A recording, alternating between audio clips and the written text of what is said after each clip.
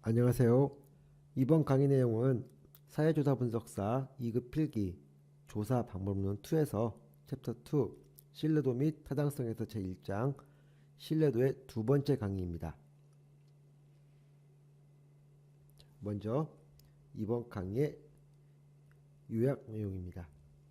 이번 강의는 신뢰도의 평가 방법에 대한 부분입니다. 신뢰도를 평가하기 위해서는 측정을 반복해서 얻어지는 결과를 가지고 신뢰도가 어느 정도인지 높은지 낮은지 평가하면 잘 알 수 있겠죠. 그런데 실제로 실증 연구에서 측정을 할 때 어떻게 됩니까? 설문지를 측정 대상자에게 반복해서 측정할 수 있을까요? 대부분 한 번에 이루어집니다. 그래서 한 번의 결과로서 우리는 측정값의 분산의 비율을 추정하여 신뢰성을 산출해냅니다. 이때 보통 많이 쓰이는 방법이 이번에 배우게 될 신뢰도의 평가 방법입니다. 신뢰도 평가 방법. 신뢰도 평가 방법에는 검사 재검사법, 복수양식법, 반분법, 내적 일관성 이렇게 네 가지가 있는데요. 가장 많이 쓰이고 있는 방법이 이 내적 일관성법입니다. 각각의 특징과 장단점에 대해서 알아보는 것이 이번 강의의 목표입니다. 첫 번째 방법, 검사 재검사법입니다. 검사 재검사법의 개념은 다음과 같습니다. 동일한 문항을 반복해서 측정하는 것이다. 평가 방법의 제목에서 나오는 것처럼 검사 재검사니까 반복해서 측정하는 것이겠죠. 자, 두 번째, 안정성 계수가 사용되는 검사이다. 세 번째, 동일한 개념에 대해서 한 시점과 또 다른 시점에서 각각 측정하여 이들 간에 어느 정도로 높은 상관이 있는지를 보고 신뢰도를 평가하는 방법이다. 여기에서 두 시점의 측정값의 상관계수, 즉 어느 정도로 상관이 있는지, 상대적인 관계가 있는지 계수를 산출합니다. 이 계수값이 높으면 상관관계가 매우 높다는 뜻으로서 신뢰도가 높다는 뜻이겠죠. 여기서 나오는 상관관계를 우리는 안정성 계수라고 합니다. 동일한 측정 대상에 대해 일정한 시간 간격을 두고 동일한 측정 도구로 반복 측정한 후 그 결과값을 비교, 분석하는 방법이다. C와 같은 말인데 표현이 좀 다르죠. 시험 문제는 이렇게 같은 의미를 다른 표현으로 표현합니다. 잘 이해해 주시기 바랍니다. 자, 검사 재검사법의 장점 그리고 단점을 한번 알아볼까요? 장점, 서로 다른 측정 도구를 비교하거나 실제 현상에 적용시키기 매우 용이하다.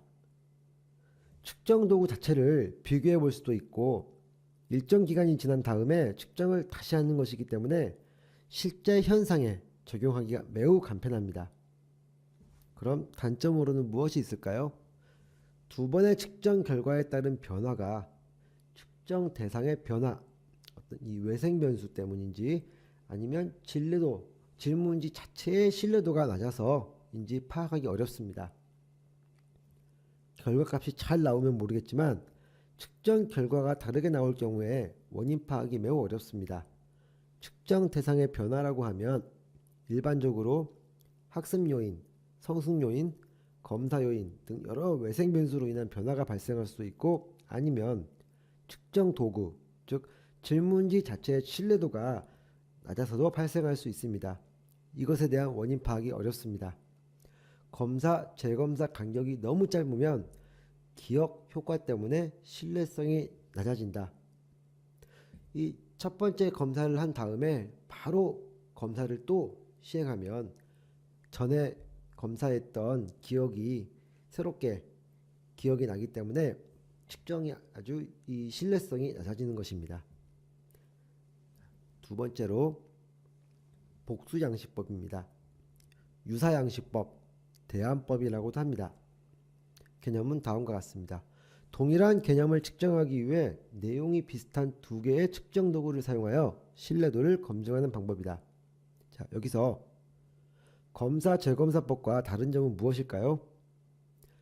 같은 도구가 아니고 비슷한 측정 도구라고 했습니다. 그리고 전 강의에서도 말씀드렸는데요. 신뢰도의 조건 중에서 같은 개념을 측정하는 유사한 척도를 적용하여 측정해도 같은 결과가 나와야 된다고 말씀드렸죠. 그것이 복수양식법에 해당하는 조건입니다.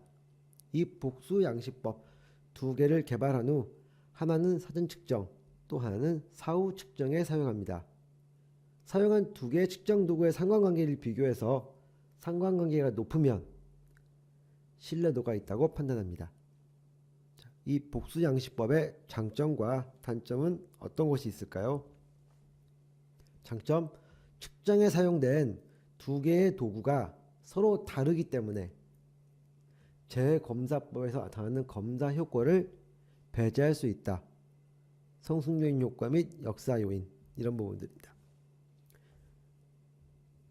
검사 재검사법에서 성숙요인 효과와 역사 요인을 극복하는 장점이 있습니다. 이 두 효과 모두 시간이 지남에 따라서 발생하는 신뢰도를 낮출 수 있는 내적 타당도 저해 요인입니다. 자, 단점으로는 무엇이 있을까요? 만일 측정에 사용된 두 개의 도구가 같을 경우에 동일 여부에 대해서 확인하기 어렵습니다. 말 그대로 두 개의 도구가 같을 경우에는 복수양식법이 의미가 없죠. 검사 재검사법과 같은 검사 방법이 됩니다. 그런데 이 두 도구의 동일성 여부를 확인할 수 있는 방법이 없습니다.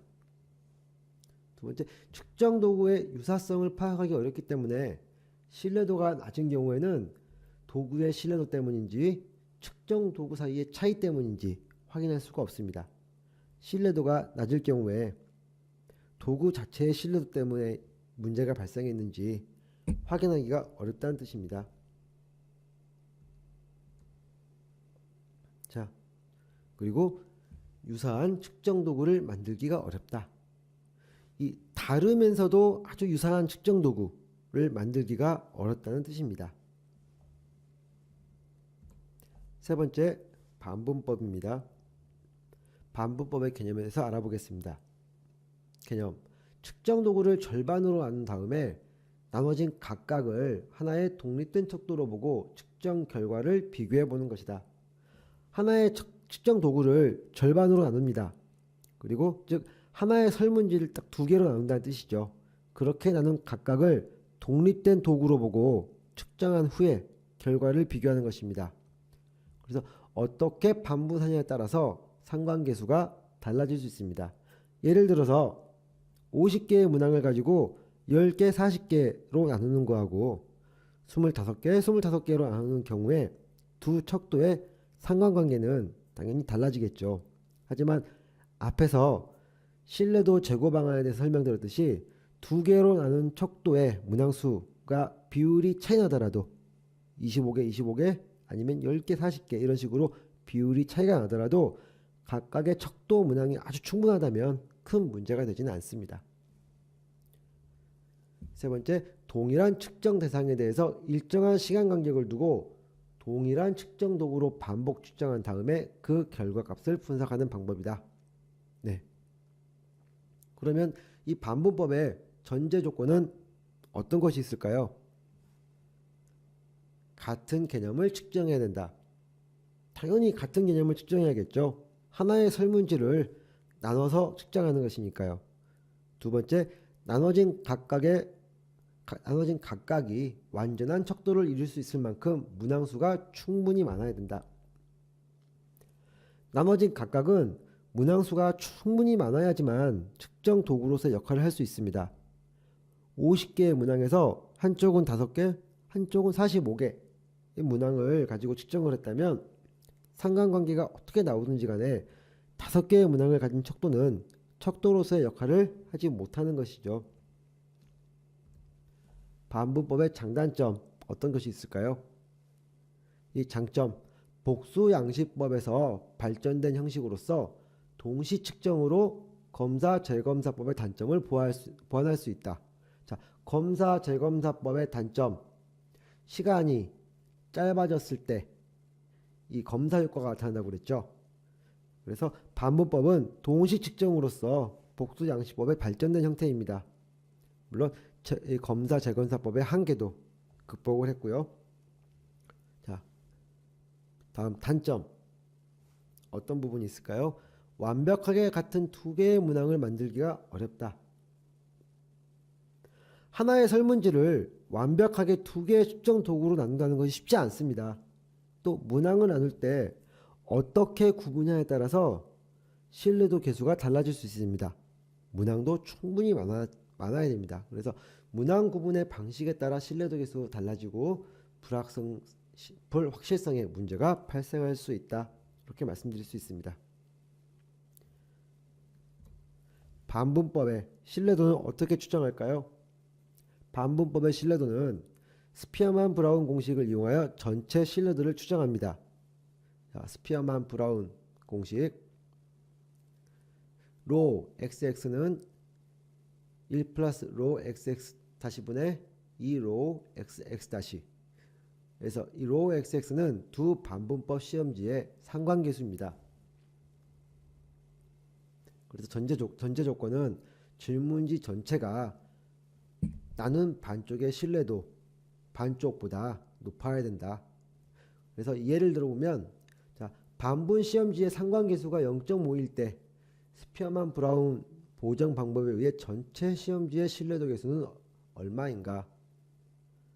계산을 해보면 0.67이 나오죠. 전체 시험지의 신뢰도 계수는 0.67, 반분 시험지의 상관계수는 0.5.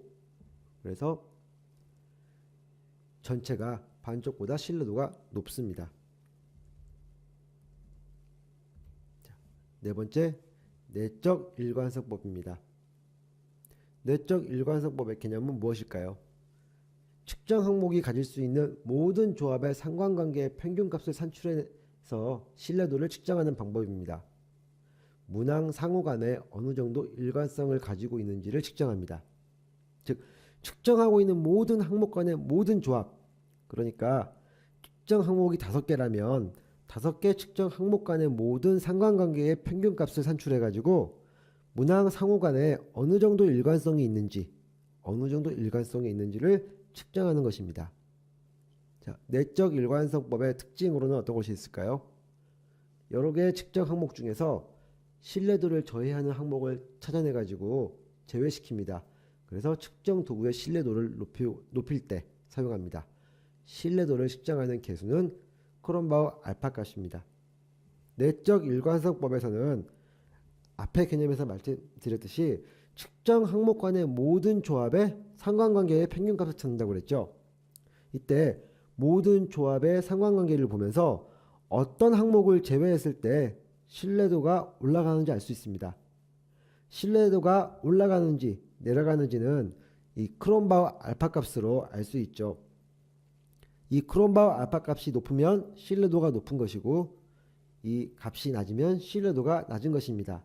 그래서 어떤 항목을 제외시킴으로써 신뢰도가 올라간다면 우리는 이 항목을 제거합니다.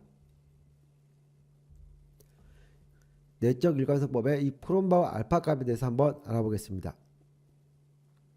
여러 문항으로 이루어진 척도의 신뢰도를 보여주기 위해서 제시하는 통계치. 표준화된 크롬바우 알파 값은 0에서 1에 이르는 값으로 제한한다.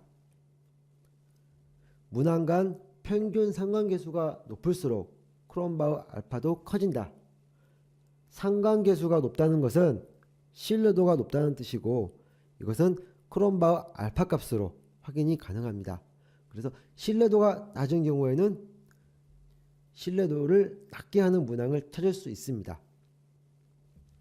문항의 수가 증가할수록 값이 커진다.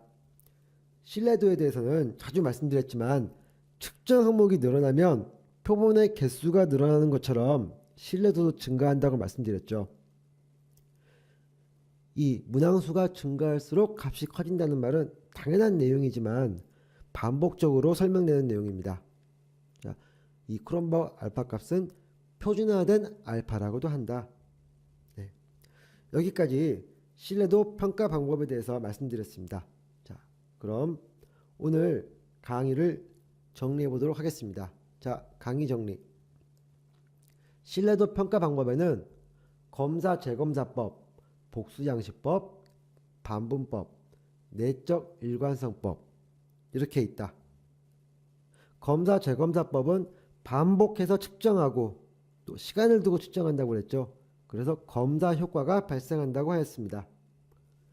반복 측정, 검사 재검사법, 반복, 같은 도구, 시간을 두고 측정한다. 검사 효과 발생, 이 키워드입니다. 복수 양식법, 반복하는 건 같지만 다른 도구를 사용합니다. 그리고 시간을 두고 측정합니다. 검사 재검사법을 보완한 방법입니다. 그리고 측정 도구 개발에 어려움이 있습니다.